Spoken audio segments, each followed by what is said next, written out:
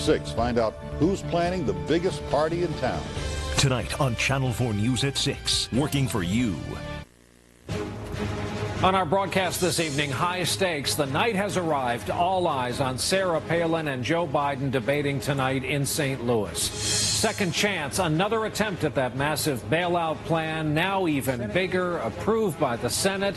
It lands back in the House, but will it pass this time? Cold comfort. What is safe to give to children with coughs and colds now that there are questions about over-the-counter medications? Slim Downtown, an American city, tackles a big weight problem in a big way. Also tonight, a big homecoming here in New York today. A longtime resident has finally returned. Nightly News begins now. From NBC News World Headquarters in New York, this is NBC Nightly News with Brian Williams. Good evening. Would anyone have predicted as recently as this summer that the greatest moment of suspense, with a month to go before the election, would be the vice presidential debate? John McCain's selection of Sarah Palin certainly mixed up this race. After a strong start, she has stumbled in the only 2 network interviews she's given. A self-described maverick who tonight faces a 36-year veteran of the U.S. Senate. While it's true few people vote for vice president, these days it's where a lot of the interest is, again with 33 days to go until the election. Andrea Mitchell starts us off. Tonight's debate site, Washington University in St. Louis. Andrea, good evening. Good evening, Brian. Tonight's first and only vice presidential debate is getting unprecedented attention because John McCain made an unconventional choice. Tonight could determine whether that's a good bet. Sarah Palin and her family arrived first, as new polls show growing doubts about whether she is qualified. A sharp drop from her electrifying debut only a month ago. We're going to talk about those new ideas, new energy for America. Joe Biden, a veteran lawmaker, has a different challenge: to avoid the gaps that have sunk his previous runs for high office. I don't know Governor Palin. I'm going to get to meet her in St. Louis. In St. Louis today, a focus group of 12 Missouri voters generally liked Palin's personal story. But most had new doubts in seeing her falter in interviews. Jean, an office manager for a pest control company, says she's undecided about Palin. I think it remains to be seen. After tonight, I'll have a better idea. Right now, it's a little bit uncertain. Uncertain meaning? Kind of scary. In a way, scary. But when asked about Joe Biden, loose cannon. Loose cannon. Biden practiced with Michigan Governor Jennifer Granholm, a Harvard lawyer and mother of 3. I know that there'll be a gaffe watch tonight, but the gaffes that matter are what George Bush has done to the American people. How to debate a woman?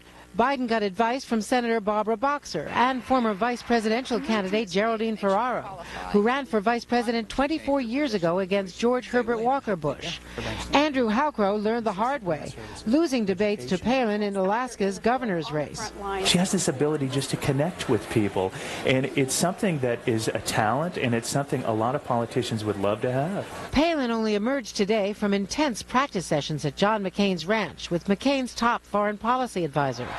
Critics say the campaign has protected her too much, raising the stakes for tonight's encounter, putting McCain on the defensive. No, I think we've handled her fine. I think the criticism and the attacks have been unprecedented. She'll be just fine. She'll do fine tonight. The Obama campaign will continue to consider tonight a success if Joe Biden is not the story. The McCain campaign is just hoping to give Sarah Palin a fresh start.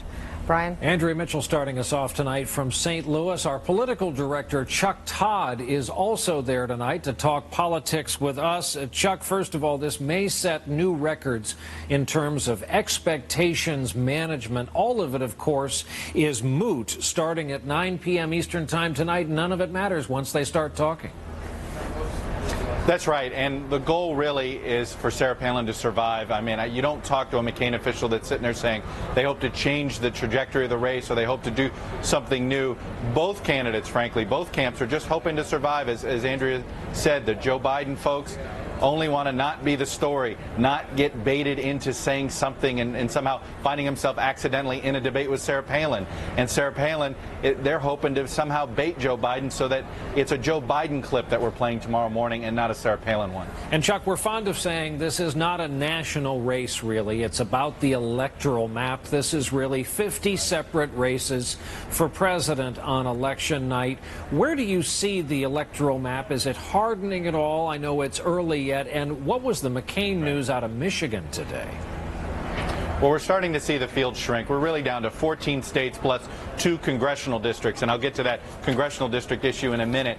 But Michigan, this was one of the 6 blue states, the states that Kerry carried in 2004, that the McCain campaign was hoping to do well in, hoping to pick, but they have a financial problem. They have to make choices. Barack Obama is going outside the system, has unprecedented money to play in all sorts of states. McCain doesn't have that option. He's got to pick Michigan or Pennsylvania. These are 2 expensive states. Well, they're going harder into Pennsylvania. They're going to try to add more money into Wisconsin.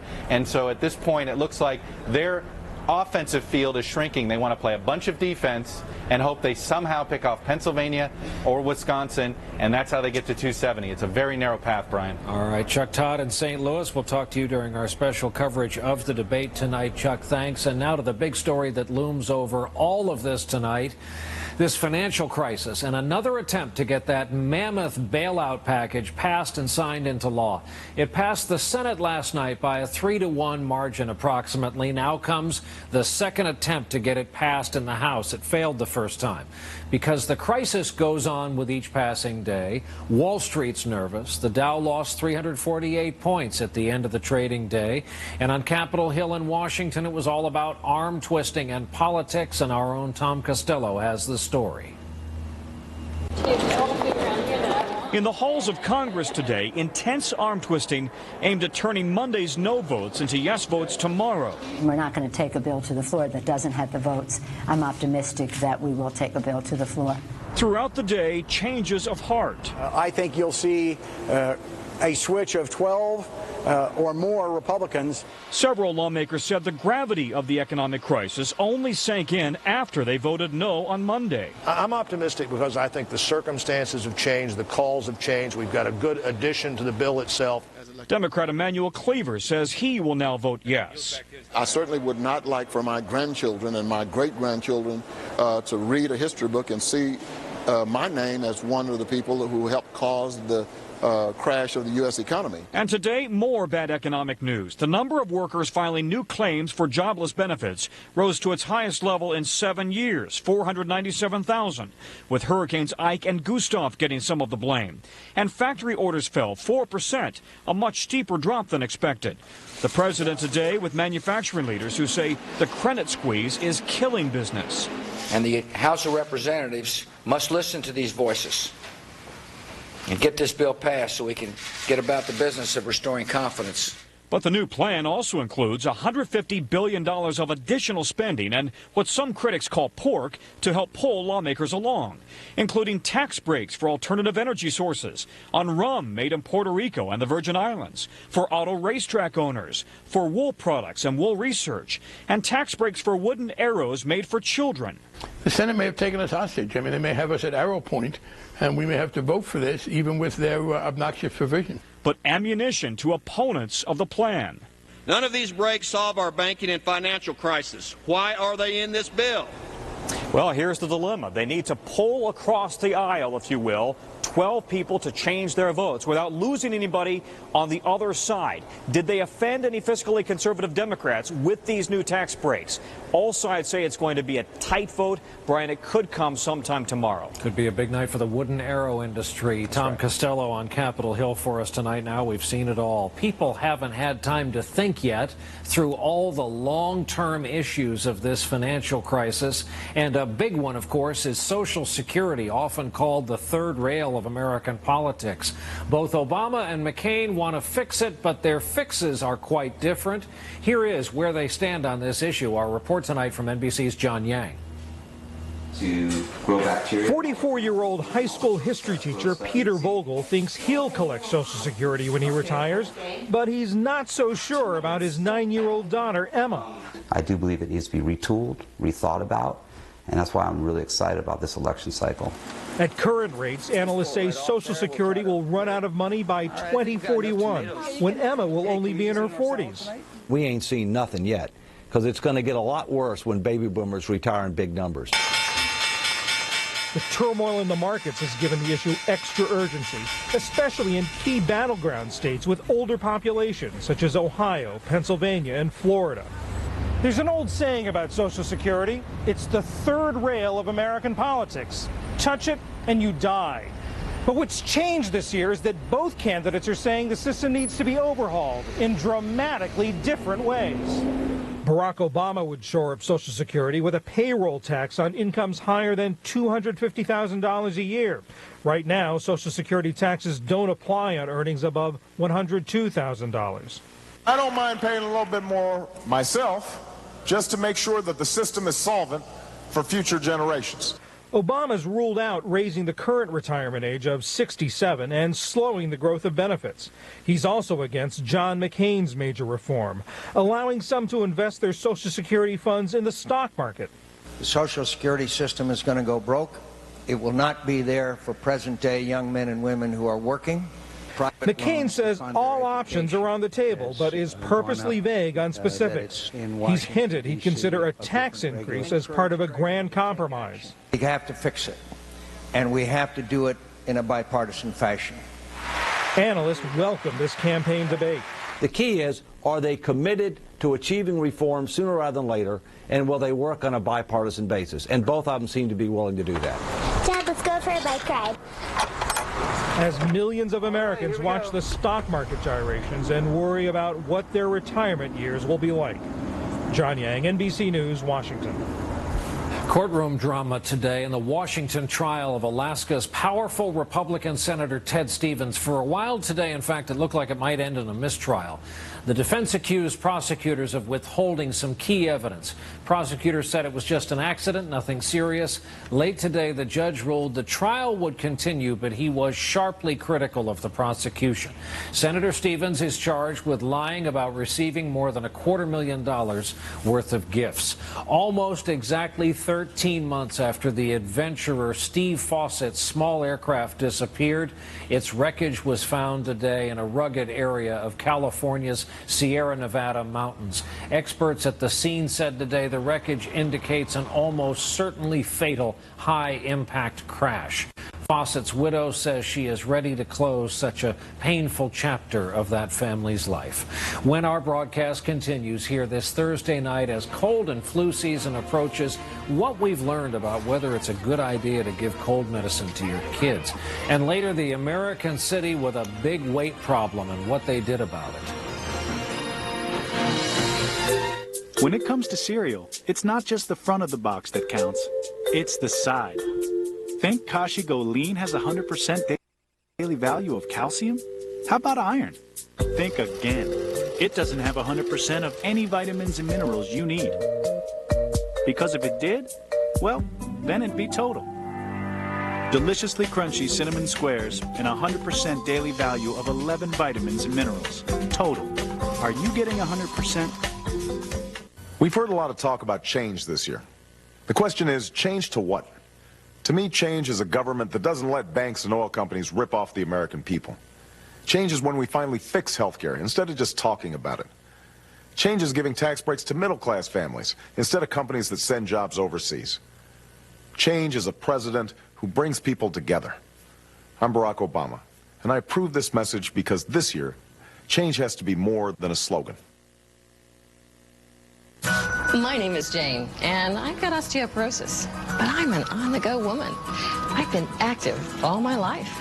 That's why I'm excited about Reclast, the osteoporosis treatment my doctor gives me once a year. My doctor says one IV of Reclast can help protect me while I'm on the go for 12 months. How? Well, Reclast helps to re-strengthen my bones to help make them resistant to fracture. And with Reclast, well, no other osteoporosis treatment is approved to help protect in more places. Hip, spine, even other bones. You should not take Reclast if you're on Zometa, have low blood calcium, kidney problems, or you're pregnant, plan to become pregnant, or nursing. Take calcium and vitamin D daily. Tell your doctor if you develop severe muscle, bone, or joint pain, or if you have dental problems, as rarely jaw problems have been reported. The most common side effects include flu-like symptoms, fever, muscle or joint pain, and headache. Do what I did. Ask your doctor about Reclast. Year-long protection for on-the-go women. Joe Biden, Sarah Palin, the vice presidential debate. Join Brian Williams tonight at 9 Eastern on NBC. Heat's countdown to the VP debate. Will Palin beat expectations or live down to them? Countdown with Keith Olbermann. Tonight, only on MSNBC. After 2 years away, the Intrepid is back home, returning today to New York Harbor after being away in dry dock for repairs. The 65-year-old aircraft carrier saw action at Leyte Gulf and Okinawa in World War II. It plucked Mercury 7 out of the water, did 3 tours in Vietnam. In fact, if you know what to look for, the decks still bear the scars from Japanese attacks in the Pacific. But on its way home this morning, it seemed to bow in honor of a more recent attack.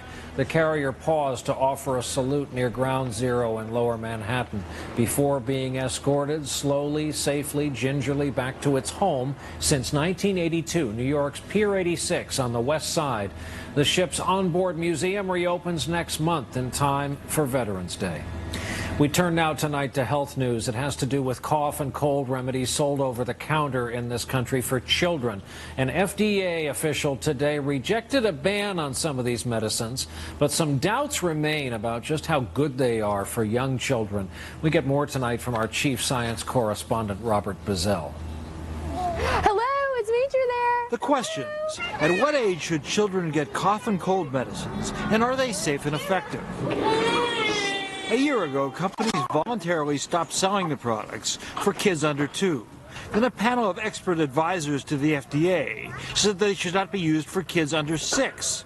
Today's hearing was part of an effort to decide what to do next. Every year, there's $50 million being spent marketing these products to parents, telling parents that not only that they're safe and effective, but that they're recommended by pediatricians, and that really to be a good parent, this is what you need to give your child. It's not true. The FDA received 54 reports of children's deaths linked to decongestants and 69 associated with antihistamines from 1969 to 2006. An industry spokeswoman said today the products are safe and effective when used properly. We know that misuse or accidental ingestion is really the cause of most of these very rare adverse events. A big problem with the products is that their ingredients are the same as those in adult cold remedies. By law, companies only have to prove the ingredients are safe and effective in adults. There have been few studies in children. Around the country, many parents like Jen Baird remain angry and confused. It just concerned me that I could be possibly giving my child something that's actually harming them in the long run. There is no indication when or if the agency will have further guidance for parents on how to treat the runny noses and coughs that will begin very soon. Robert Bazell, NBC News, New York. And when we continue here this Thursday night, an event in the life of Barack Obama that ended up shaping his life.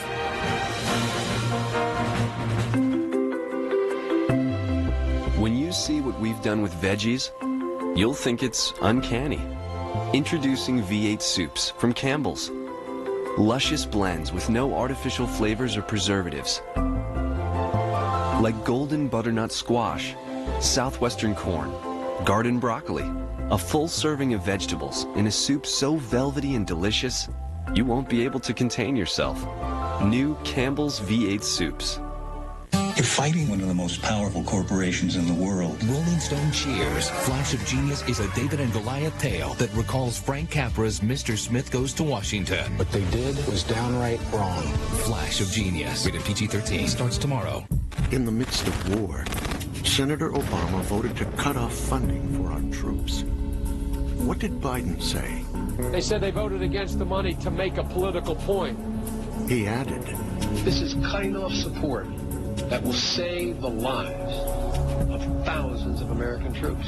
Barack Obama, playing politics, risking lives, not ready to lead. I'm John McCain, and I approve this message. It's endless shrimp at Red Lobster. Indulge in endless choices of your favorite shrimp, including new shrimp in a spicy Cajun butter sauce. It's endless shrimp, our best value of the year, now at Red Lobster.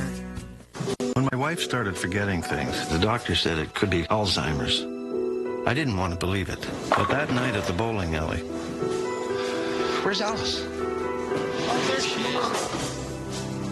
She seems a little confused. That's when I knew.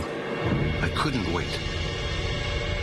Our doctor told us prescription Aricept is the only treatment proven effective for all stages of Alzheimer's. Studies showed Aricept slows the progression of symptoms. It improves cognition and slows the decline of overall function. Aricept is well tolerated, but not for everyone. People at risk for stomach ulcers or who take certain other medicines should tell their doctors because serious stomach problems such as bleeding may get worse. Some people may experience fainting. Some people may have nausea, vomiting, diarrhea, bruising, or not sleep well. Some people may have muscle cramps or loss of appetite or may feel tired. In studies, these were usually mild and temporary. We really love this place.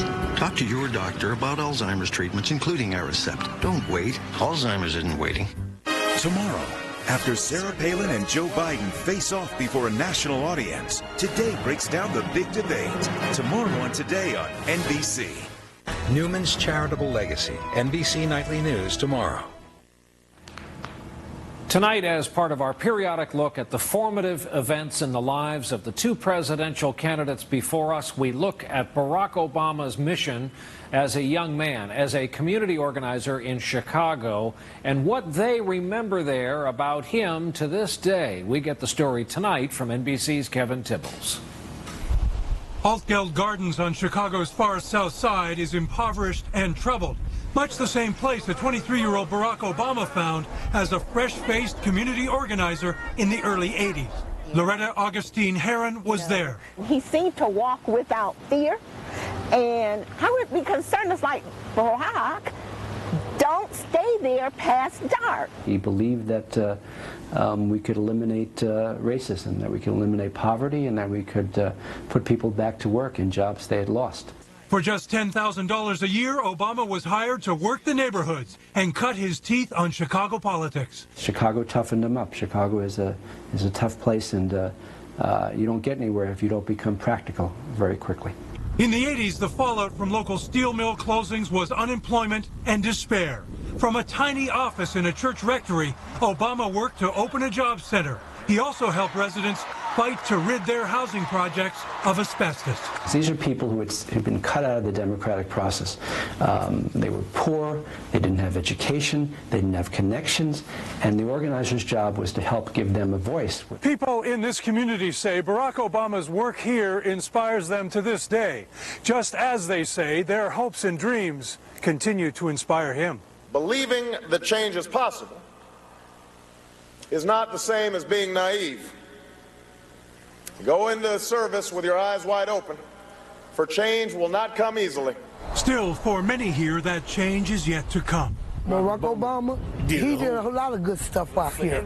It just needs a whole lot of more. As she drives the south side, Loretta Augustine Heron looks forward with confidence. I'm not waiting for Barack to come back and do anything for me, because he showed me how to do it for myself. And what Barack Obama learned on these streets, his supporters hope will carry him to Pennsylvania Avenue. Kevin Tibbles, NBC News, Chicago. And we're back in a moment here with a city that is losing in order to win. All around the world, men with erectile dysfunction have taken 36-hour Cialis. Today, men can also be ready with another dosing option, Cialis for daily use, a clinically proven low-dose tablet you take every day, so you can be ready anytime the moment is right. Tell your doctor about your medical condition and all medications, and ask if you're healthy enough for sexual activity. Don't take Cialis if you take nitrates for chest pain, as this may cause an unsafe drop in blood pressure. Don't drink alcohol in excess with Cialis. Side effects may include headache, upset stomach, delayed backache, or muscle ache. To avoid long-term injury, seek immediate medical help for an erection lasting more than 4 hours. If you have any sudden decrease or loss in hearing or vision, stop taking Cialis and call your doctor right away. 36-hour Cialis or Cialis for daily use. Ask your doctor if a Cialis option is right for you. So when the moment is right, you can be ready. Oh, beautiful, for spacious skies, for amber waves of grain, for purple mountain majesties, above the fruited plain. On June 1st, 2009, new document requirements will make getting home from Canada, Mexico, and the Caribbean, by land or sea, more efficient. Now isn't that beautiful, America? Learn more about the Western Hemisphere Travel Initiative at getyouhome.gov. Well, when you come into Fidelity for guidance, you talk about your goals, review your investments, and then you get a strategy. Right. And you get account updates to help keep you on track. Or have it all managed for you with Fidelity Portfolio Advisory Service. Yeah, and all this comes with Fidelity's 60 years of money management experience. But I should let him talk. He's the one who works here. Oh, I think you covered it. Good. No, really good job. Thank you. Investment guidance from Fidelity. Get started with a complimentary portfolio review. Why let changing your oil drain your wallet when so many car care companies love to fill the blue envelope with valuable coupons?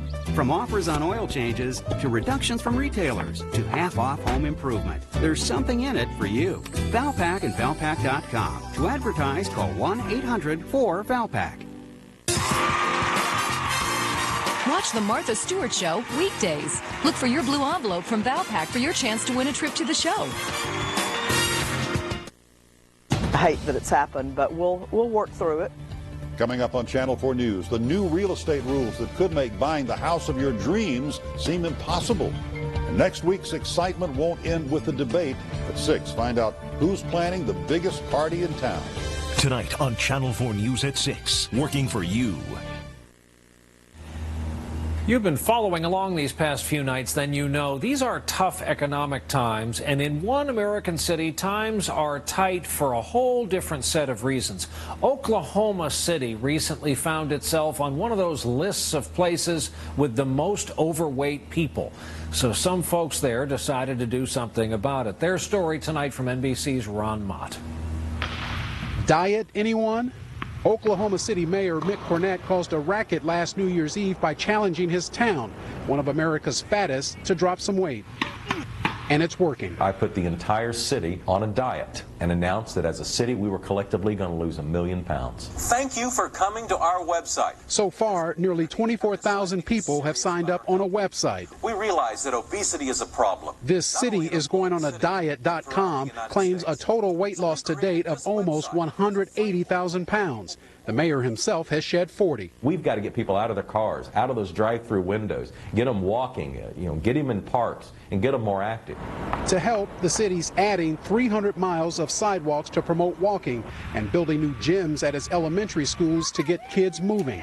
The state's top doctor says it's a big challenge. There's nothing short-term or easy about this if we're really going to have significant impact on changing some of the things that are causing us to be unhealthy. Not so long ago, Travis Jenkins was the picture of unhealthy, but surgery shaved 100 pounds, diet and exercise burned another 100. He's down to 186. I know from losing so much weight, your body, it loves you so much more. I mean, being healthy, it's the greatest feeling ever. And it's a feeling spreading across the city, from basketball courts to health clubs to walking trails.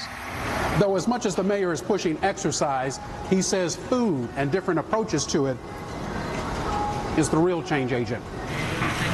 One local company, Chesapeake Energy, puts healthy options all around its employees in the cafeteria, in the workout room. When you get up in the morning and you make your first decision of the day, make it a good one. Be healthy. Fighting the battle of the bulge in Oklahoma City. Odds of giving up, they say, fat chance. Ron Mott, NBC News. And that's our broadcast for this Thursday night. Thank you for being with us. I'm Brian Williams. A reminder, we'll be back on the air at 9 Eastern, 6 Pacific time for live coverage of tonight's vice presidential debate from St. Louis. For now, good night from New York.